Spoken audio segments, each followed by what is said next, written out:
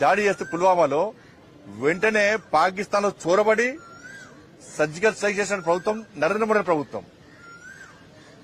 ఇవాళ అమెరికా లాంటి దేశము ట్విన్ టవర్స్ మీద Osama bin Laden twin towers బద్దలు చేస్తే ధ్వంసం చేస్తే 3,000 మంది చచ్చిపోయారు, 6,000 మంది గాయాలపాలయ్యారు. కానీ అగ్రరాజ్యం అని చెప్పుకునే అమెరికాకు ఒసామా బిన్ లాడెన్ ను మట్టుబెట్టడానికి 11 సంవత్సరాలు పట్టింది. 11 సంవత్సరాలు అగ్రరాజ్యానికి. కానీ పెహల్గాం సంఘటన జరిగిన 15 రోజుల పాట 9 ఉగ్రవాద శిబిరాలను ధ్వంసం చేసిన సైన్యం భారత సైన్యం, అటువంటి ప్రభుత్వం నరేంద్ర మోడీ ప్రభుత్వం. 11 డిఫెన్స్ బేస్లను ధ్వంసం చేసిన ప్రభుత్వం నరేంద్ర మోడీ ప్రభుత్వం. 100 మంది ఉగ్రవాదులను మట్టుబట్టే ప్రభుత్వం నరేంద్ర మోడీ ప్రభుత్వం. సామాన్య ప్రజలకు ఇబ్బంది కావద్దని కోరుకుంటాం, అదే పదం కొనసాగిస్తారు. ఇప్పుడు యుద్ధం అయిపోయిందా? ఇప్పుడు అయిపోయింది. ఎవరన్నారు? సాక్షాత్ ప్రధానమంత్రి గారు ఇప్పుడు యుద్ధం అయిపోలే. ఉగ్రవాదం అంతరించే వరకు పాకిస్తాన్ ఉగ్రవాదులను వాళ్ళ దేశం నుంచి పెంచి పోషించకుండా ఉండేంత వరకు ఈ యుద్ధం నిరంతరం కొనసాగుతూనే ఉంటది. ఆపరేషన్ సింధూర్ ఆగిపోలేదని చెప్పి సాక్షాత్ ప్రధానమంత్రి గారు చెప్పారు. కానీ ఇటువంటి పరిస్థితుల్లో మొన్నటిదానికన్నా జెండా పట్టుకోని అంటారు, మోడీ గారు సహకరించినాము, ప్రభుత్వం సహకరించామంటారు. మరి ఈ కామెంట్స్ ఏంది? కదా ఫక్తు కాంగ్రెస్ పార్టీకి ఎప్పుడు కూడా దేశానికి వ్యతిరేకంగా మాట్లాడే ఒక ఫ్యాక్షన్ గా మారింది కాంగ్రెస్ పార్టీకి. ఇందిరాగాంధీ అంటారు. ఇందిరాగాంధీ హయాంలో పీఓకేను ఎందుకు స్వాధీనం చేసుకోలేకపోయింది కాంగ్రెస్ పార్టీ ప్రభుత్వం? అప్పుడు ఇలా పీఓకే వల్ల కదా కశ్మీర్ అలా అతలకుతలమైంది. వాళ్ళ కశ్మీర్ పండితులు అంత హతమర్చింది పీఓకే వల్లనే కదా. ఏక్ దేశ్ మే దో ప్రధాన్, ఏక్ దేశ్ మే దో విధాన్, ఏక్ దేశ్ మే దో నిషాన్. దీని కారకులు ఎవరు? కాంగ్రెస్ పార్టీ ప్రభుత్వమే. ప్రజలు నవ్వుకున్నారు. అరే ఒక్క దేశంలో 2 ప్రధానులు ఏంది, ఒక్క దేశంలో 2 రాజ్యాంగాలు ఏంది, ఒక్క దేశంలో 2 జెండాలు ఎగరడం ఏంది? దీనికి కారకులు ఎవరు? కాంగ్రెస్ పార్టీ. దీనికి రాష్ట్ర ముఖ్యమంత్రి గారు సమాధానం చెప్పాలి.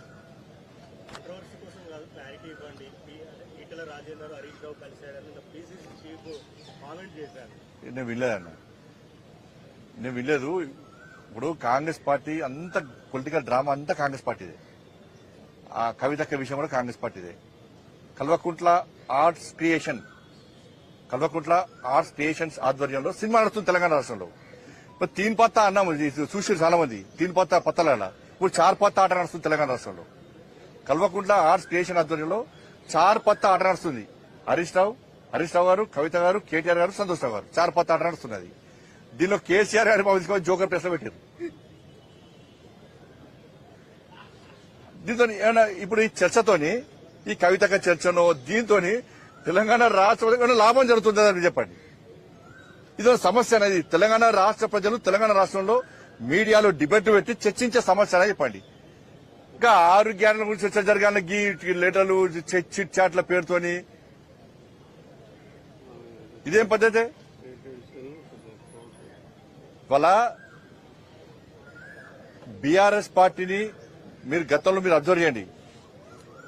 బీఆర్ఎస్ పార్టీకి సంబంధించిన శాసనసభ్యులు చాలా మంది బీజేపీకి టచ్ లోకి వచ్చినప్పుడు బీఆర్ఎస్ పార్టీ ప్రభుత్వ ఆధ్వర్యంలో కేసీఆర్ గారు చేస్తుంటే టక్కన మీటింగ్ పెట్టి మనం బీజేపీతో కలుస్తున్నామే, నాకు కేంద్ర మంత్రి ఇస్తున్నా చెప్పుకున్నా లేదా? ఒక గదే జిమ్మికులు ఇవన్నీ కూడా.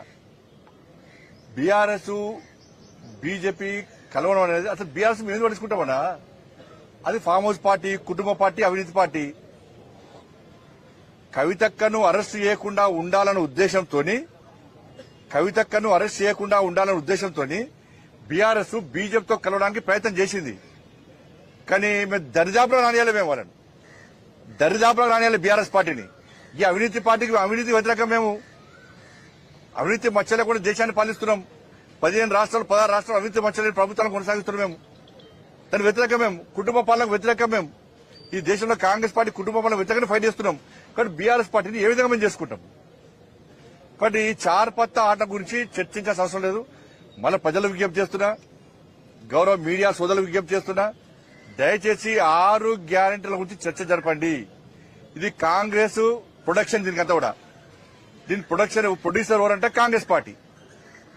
కాంగ్రెస్ పార్టీ ప్రొడ్యూసర్, దీనికి డైరెక్షన్ కూడా కాంగ్రెస్ పార్టీదే.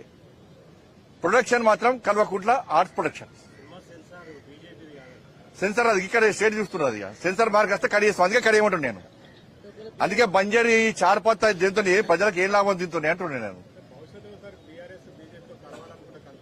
అసలే కలుపుకోం అరే అవినీతి పార్టీ అది కుటుంబ పార్టీ ఏ విధంగా కలుపుకుంటాం ఆ చర్చనే లేదు మీరు ఒకటే ఆలోచించండి మేము కలుపుకుంటే ఎప్పుడో కలుపుకుంటాం కాంగ్రెస్ పార్టీ బీఆర్ఎస్ కలిసి పనిచేసినాయి కాంగ్రెస్ బీఆర్ఎస్ కలిసి పనిచేసినాయి ఎన్నికల్లో పోటీ చేసిర్రు అధికారం కూడా పంచుకున్నారు మేము ఎప్పుడన్నా పంచుకున్నామా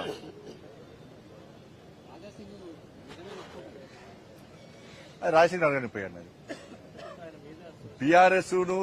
బీఆర్ఎస్ ను దగ్గరీసే ప్రసక్తి లేదు మళ్ళీ చెప్తున్నా అవినీతి కుటుంబ పార్టీలకు ఎప్పుడు మేము దూరం ధన్యవాదాలన్న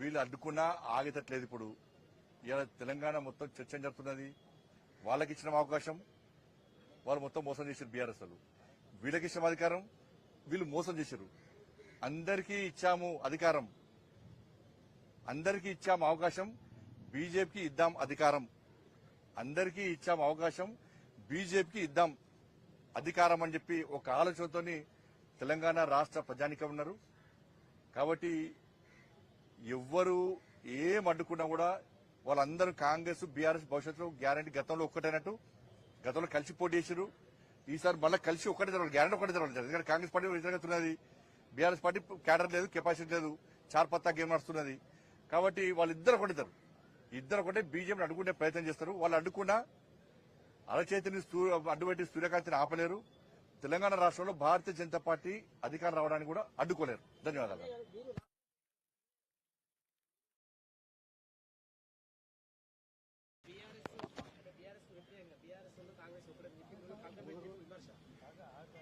భారతీయ జనతా పార్టీ అధినాయకత్వం కారణం చెప్తే తప్పది అదే కారణం చెప్పి టైంపాస్ చేస్తే తప్పది కాబట్టి నేను అధికారులతో వెంటనే మాట్లాడే ప్రయత్నం చేస్తాను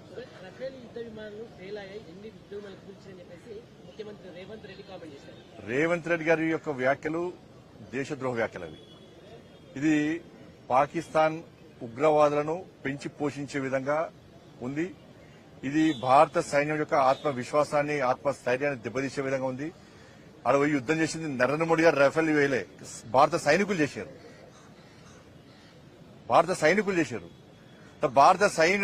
సైన్యం మీద మీకు నమ్మకం విశ్వాసం లేదా ఆర్మీ చీఫ్ మీద మీకు నమ్మకం విశ్వాసం లేదా ఎవరు మీకు విశ్వాసం లేదు మీకు ఇందిరాగాంధీ అంటున్నారు అరే 2016లో ఉరిలో నరేంద్ర మోడీ ప్రభుత్వం వచ్చినాక 2016లో వాళ్ళు ఒక్కసారి దాడి చేస్తే చోరబడి ప్రతి దాడి చేసిన ప్రభుత్వం నరేంద్ర మోడీ ప్రభుత్వం 2019లో 40 మంది భారత సైన్యాన్ని ఆత్మాహుతి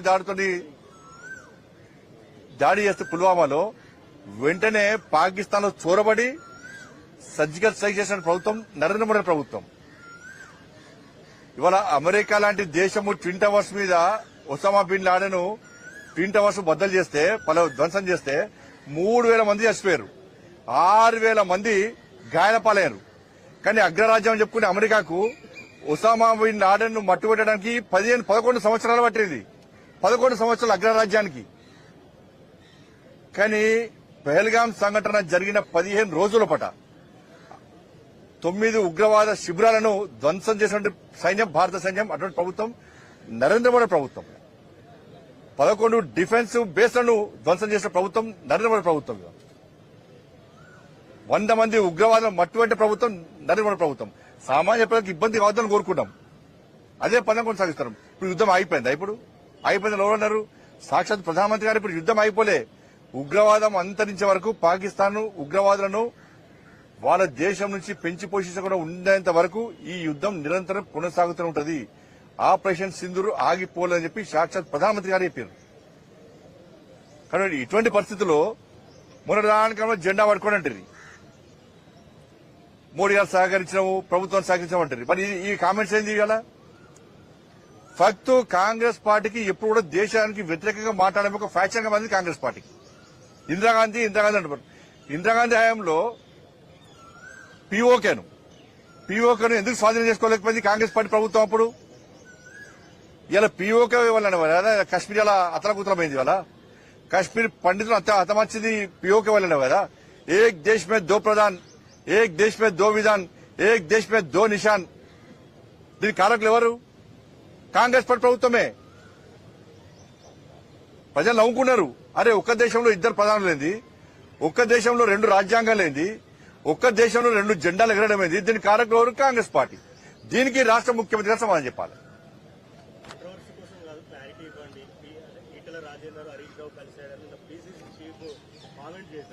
నేను వినలేదన్న, నేను వినలేదు. ఇప్పుడు కాంగ్రెస్ పార్టీ అంత పొలిటికల్ డ్రామా అంతా కాంగ్రెస్ పార్టీదే. ఆ కవితక్క విషయం కూడా కాంగ్రెస్ పార్టీదే. కల్వకుంట్ల ఆర్ట్స్ క్రియేషన్స్ ఆధ్వర్యంలో సినిమా నడుస్తుంది తెలంగాణ రాష్ట్రంలో. ఇప్పుడు తీన్ పత్తా అన్నాము చూసి చాలా మంది, తీన్ పత్తా పత్తాల ఇప్పుడు చార్ పత్తా ఆట నడుస్తుంది తెలంగాణ రాష్ట్రంలో. కల్వకుంట్ల ఆర్ట్స్ క్రియేషన్ ఆధ్వర్యంలో చార్ పత్తా ఆట నడుస్తుంది. హరీష్ రావు గారు, కవిత గారు, కేటీఆర్ గారు, సంతోష్ రావు గారు చార్ పత్తా ఆట నడుస్తున్నది. దీనిలో కేసీఆర్ గారి తీసుకొని జోకర్ ప్రశ్న పెట్టారు. దీంతో ఇప్పుడు ఈ చర్చతోని, ఈ కవితక చర్చనో దీంతో తెలంగాణ రాష్ట్ర లాభం జరుగుతుందని చెప్పండి.